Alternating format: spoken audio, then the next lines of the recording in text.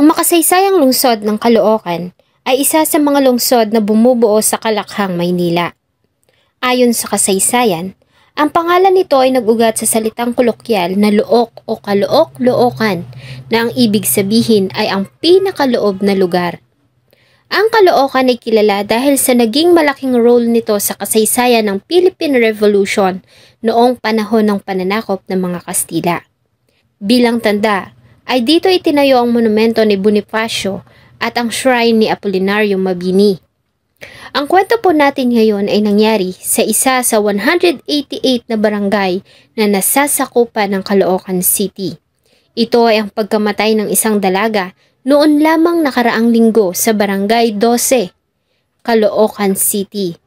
Samahan niyo po akong alalahanin ang naging masakit na katapusan sa mga pangarap ni Daisy May Notario. Bago ko po simulan ang ating story, sa mga bago po sa channel ko, please hit the subscribe button at pakipindot na rin po ang ating notification bell para ma-notify kayo sa mga bago nating upload na videos. October 23, 2023, nang makatanggap ng report ang tanggapan ng kapulisan sa Caloocan City tungkol sa nangyaring pagkamatay ng isang 17 anyos na dalaga na kinilalang si Daisy May Notario. Ang krimen ay nangyari sa inuupahang bahay ng pamilya ng biktima sa Block 39, Lot 2 sa Balu Street, Barangay 12, Caloocan City. Ayon sa initial investigation na ginawa ng Caloocan Police, bandang 1:30 ng madaling araw nang maganap ang krimen. Ayon sa isa sa mga kapitbahay ng pamilya, ay nagising siya nang marinig ang palahaw ng dalaga na tinatawag ang kanyang ama. At nang tunguhin niya ang bahay ng mga notaryo, ay nadatnan niya ang dalaga na naliligo sa sarili nitong dugo. Agad siyang humingi ng tulong sa iba pang mga kapitbahay na siyang tumawag rescue team sa kanilang barangay. Sumisigaw na pa, tapos bumaba ako, nagtanong ako sa manugang ko, anong oras? Ang sabi niya, 1:38. Tapos kin-search namin, inilawan namin. May nakita ko yung si Disimi duguin. Tapos, nagkatok ako dyan sa mga kamag-anak. Bunjing, tulungan mo naman si Disimi doon. Kukuha ako ng barangay sa ambulance. Ayon sa barangay rescue team, ay gumagalaw pa ang dalaga ng kanilang datnan. Kaya naman ay agad nila itong idinala sa pinakamalapit na ospital. Ngunit dahil sa malalang tama nito sa kanyang ulo, ay hindi sapat ang kagamitan ng ospital. Kaya naman ay inilipat ito sa Jose Medical Memorial Center. Ngunit diniklara ito ng mga emergency doctors doon na wala ng buhay upon arrival. Sanhi ng severe head traumatic injuries o mga malalalang sugat na natamo nito sa kanyang ulo. Dumating ko kasi kami, gumagalaw pa. Hinihinda niya yung sakit ng ulo. Yung makita namin, basagulin dito eh. Nang tunguhin ng mga investigador ang crime scene, ay magulo ang loob ng bahay. Ayon sa ama ng biktima na si Tatay Efren Notario, ay mag-isa lamang ang kanyang anak sa bahay dahil sa namili at nagdala siya ng mga paninda sa kanyang asawa sa Bulacan. Bala ko umuwi kaninang maga. Kaso, tumawag yung mga pinsan niya, may sugat daw si Disimi sa ulo. Nung pagdating ko namin sa ospital, nakabalot na. Pagnanakaw ang isa sa mga tinitingnang motibo ng krimen batay sa initial investigation na sinagawa ni na PSSG Bernard Kenneth Misagal at PSSG Niños Nazareno Pagirigan ng Caloocan City Police. Base na rin sa statement ng ama ng biktima hinggil sa ilang mahahalagang gamit nila na nawawala. Nawala yung panggawa ko ng gulong, cellphone niya, pera niya. Na-recover sa crime scene ang dugo ang martilyo na siyang ginamit na murder weapon base sa mga sugat na natamo ni Daisy May sa kanyang ulo. Bilang bahagi ng kanilang investigasyon, ay nakahanap sila ng ilang CCTV na naka-install sa area. At sa kanilang ginawang pag-review sa mga footages, ay isang lalaki ang nakuhanan ng CCTV na pumasok sa loob ng bahay ng biktima noong madaling araw ng October 23, 2023. Ito ay ang kapitbahay ng mga notaryo at isang pintor na si Rafael J. Allison.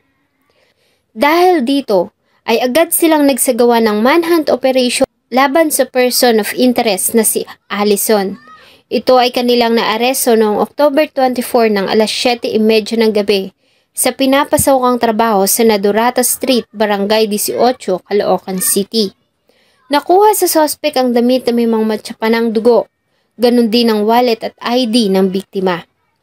Ayon sa suspect, ay nakainom siya nang gawin niya ang pagpatay. Pagnanakaw lamang umano ang kanyang pangunahing motibo nang pasukin niya ang bahay ng mga notaryo. Subalit na magising ang dalaga, ay nagsimula umano itong sumigaw.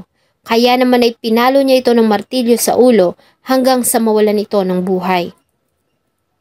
Ang suspect ay sinampahan ng kasong pagnanakaw at pagpatay sa Piskalya ng Caloocan City at ito ay kasalukuyang nasa pangangalaga ng Caloocan City Police habang naghihintay ng mga paglilitis.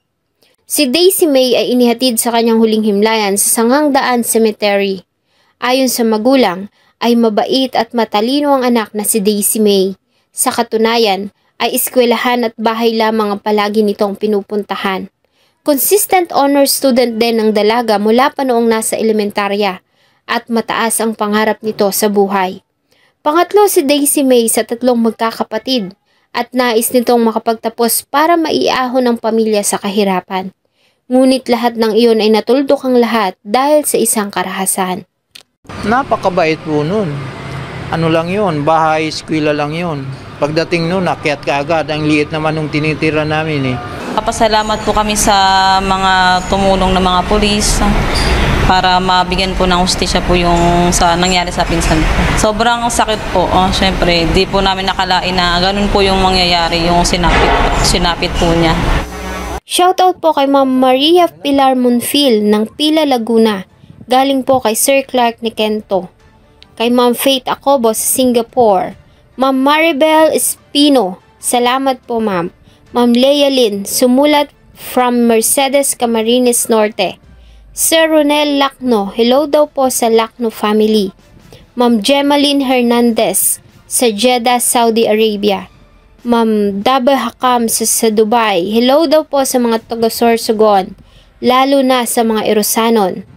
Kay Sir Benjamin Bautista, hello po. Sa Rodjan TV na laging nakatune in, hello po kay Ate Ayet at Junior sa Manila. Kay Kuya Jose Gerson Labiste, shoutout daw po sa family niya sa Cebu, lalo na kay Mama Mila at Ate Lynette. Sa Choi TV sa Iraq, kay Ma'am Sally Estaura sa Dammam, Saudi Arabia, kay Ma'am Maria Princesita Aquino sa Qatar, kay Ma'am Ashley Besina sa Dubai, kay Sir Rayel Bravo. At sa inyo pong lahat na walang sawang tumatangkilik ng atin pong mga videos. Maraming salamat po. Huwag niyo pong kalimutang mag-iwan ng inyong saloobin at suggestion sa atin pong comment section.